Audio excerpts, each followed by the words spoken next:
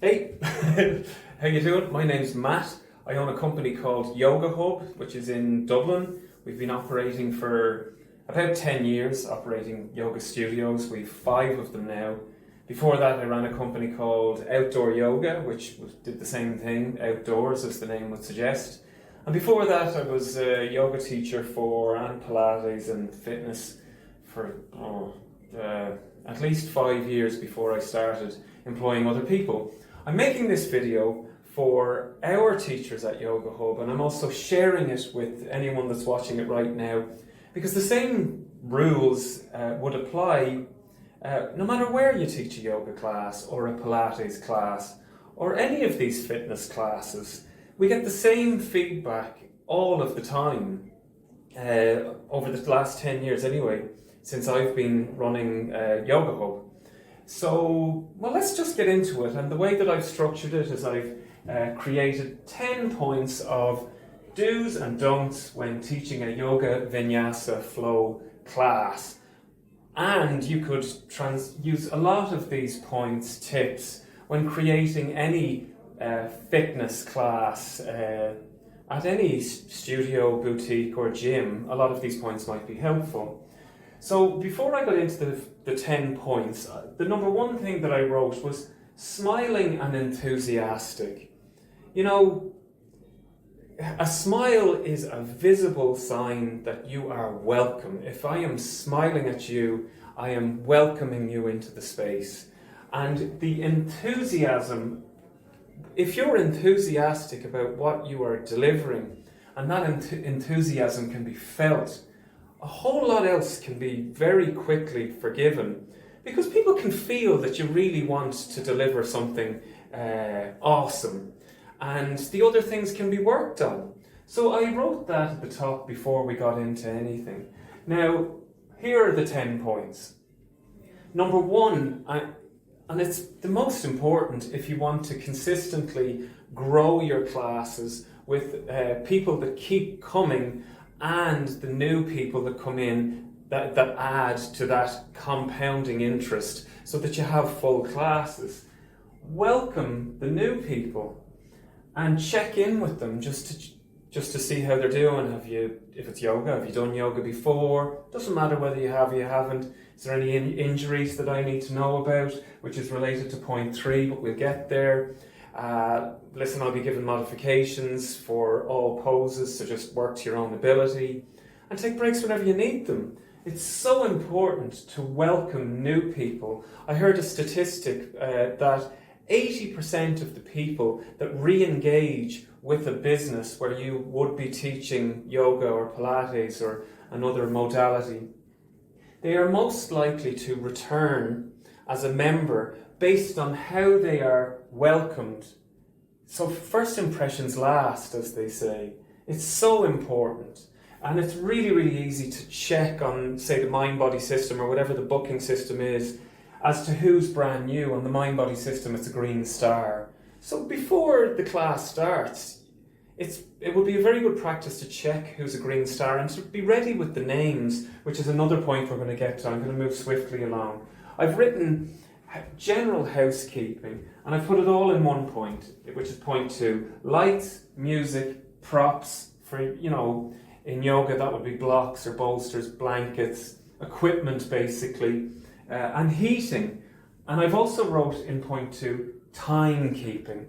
One of the things that people hate the most is if teachers don't start on time and they don't finish on time, because the product that they've bought is based on time, and it starts at, say, 8, for example, and finishes at 9.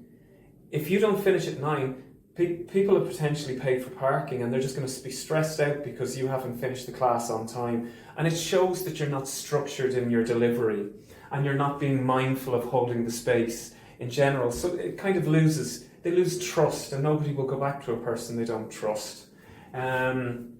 Lights, if the lights are dimmable for yoga, they always prefer them dimmed, always. Music, too loud is grating. People don't like too wordy, because if you're conducting the class and you are cueing, if you are teaching them, well, your voice is going to be grating against whoever's singing. So it would be best practice to choose music with more of an ambient feeling. Music. They don't like pop in yoga classes most of the time, in our studio anyway. They don't think it sits well with the overall offering. It doesn't create the space that it allows for aspects of a traditional yoga practice and timekeeping. I've already went into that. Number 3, and heat. You go into the room at the start of the class. If the heating isn't right, contact reception if that's the case, or if you're managing a mom and pop yoga studio and there's no receptionist, you would need to alter the heat yourself.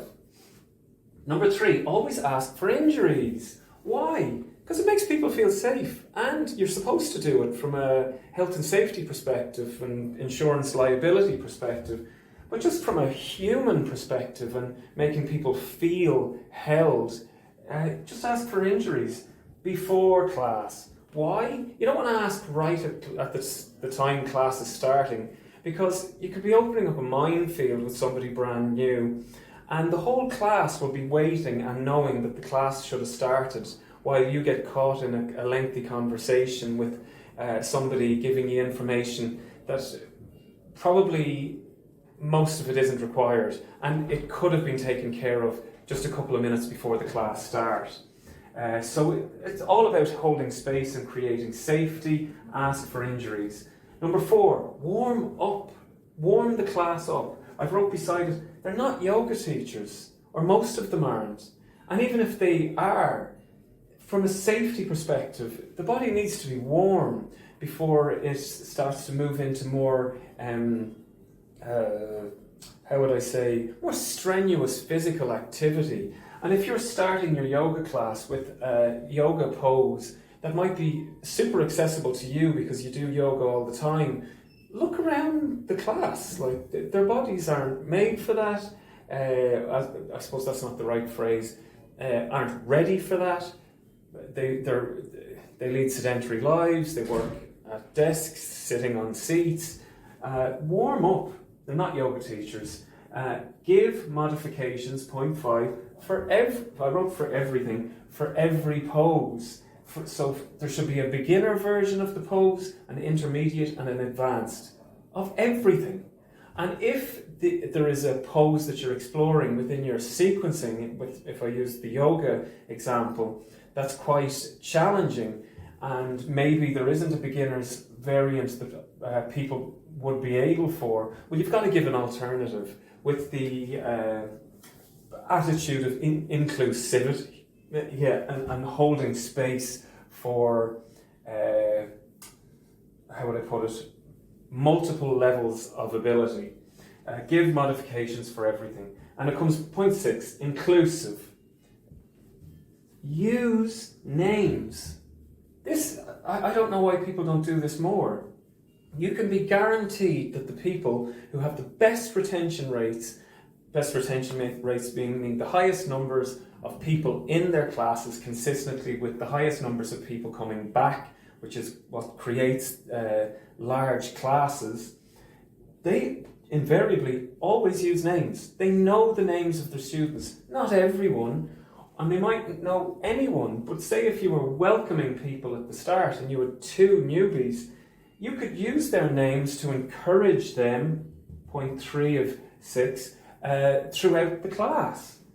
And another thing is assist, and I should have wrote beside that, I won't write beside it now. Get off your mat. It's not your yoga class. You're the teacher. You only need to demo for a very short period of time, and there should be repetition within your sequencing, so you don't have to demo downward dog 5-6 times from a physical perspective. You need to work on your cueing and how you're verbally talking the class through the practice or their exercise regiment, whatever. Okay, so use names, assist, doesn't have to be physical assisting. However, I'm actually not going to deliver that because physical assisting shouldn't be too strenuous like like Ashtanga used to be or is, because those people know what they're doing, or you would hope that they would. They have a lot of experience of it. However, if you don't have a lot of experience physically assisting, I wouldn't recommend it. And even if you are beginning to physically assist, it would be very subtle, like just guiding parts of the body a little bit further into the pose. And encouragement. Great job, everyone. If somebody's new and you know their name, use their name. Bikram teaches their teachers to do this. Why? Because it works. Because it shows you care. Because you're giving small amounts of individual attention, and that's what brings people back. And encouraging them and noticing when you're seeing improvements. Make it challenging. If it's boring, they won't come back. You're always teaching to the most advanced person in the room while making sure that the least advanced person isn't feeling left behind, because otherwise you're going to lose the advanced person. They're not going to come back because they'll get bored, and an awful lot of people that aren't the most advanced because you're only catering towards the newbies, whereas they can take breaks whenever they want to, and you're showing them a progression. They shouldn't be able to do everything quite easily at the start, because why would they want to come back? Because there's nowhere to go, and there's nowhere to improve, and we all dig that. So make it challenging. Oh, this is a big one that we get in feedback. If you talk all the time, you're not allowing space to digest the teachings. If you keep moving on to another teaching point and another teaching point without giving space for the students to assimilate previous teaching point into their body, or for them to register it and to connect with where they're supposed to be working on. So not talking all the time. Point 9, we're nearly there. And this can be adopted within a lot of things in life. Don't get fancy. You don't need to get fancy. You don't have to have fancy, especially if you've very little experience teaching. Definitely do not get fancy. Creativity has, to my understanding, has to be held in a space of organised structure. Otherwise, it won't make sense to the student. There'll be no continuity. You might get confused, lose your place, which it doesn't shine a good light on you. And there's an awful lot of other things going on in the class before you would even think about creating a fancy sequence. And it doesn't need to be. I mean, the sequencing can be quite basic and quite challenging at the same time. Number 10, where we go at the end, feedback. Always ask for feedback at the end of the class. Why? Because it shows you care. Yeah, and why would anyone come back to somebody that doesn't care? So very much an overriding theme throughout all of this is about not so much what's being taught, but how you're making people feel that you're teaching. Yeah, really important, because we all operate on how we feel. Smiling lets me know I'm welcome. Enthusiastic means the teacher is really into it. So maybe I'll pick up that, but I won't pick it up if somebody isn't enthusiastic. Welcoming, setting the scene, setting the ambience, setting the correct conditions for practice or exercise or mindfulness with the music you choose, the lights, making people feel important, making sure that they have the equipment props that they need, and making sure that you care about their time by sticking to the time that the class is advertised. Ask for injuries. Make sure to warm up. Safety and understanding that not everybody is like your body. Give modifications for everything, so everyone feels included. Inclusivity, how? By using names, assist, encourage. Great job. Thank you very much for listening and watching this far. Make it challenging. You know, make them work. Keep them in their body. And of course you can say, if this is too much for you, take breaks whenever you need it. So you're working towards both sides of the room, the most advanced and the most new. Don't talk all the time. Why? Because it's annoying. It's too intense. It's not needed. You must give space. Don't get fancy before you know the basics really, really well. And I'd advise not ever getting too fancy because it's not required.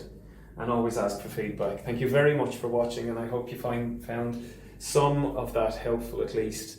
And if you have any comments, you can post them below. All right? Whoops.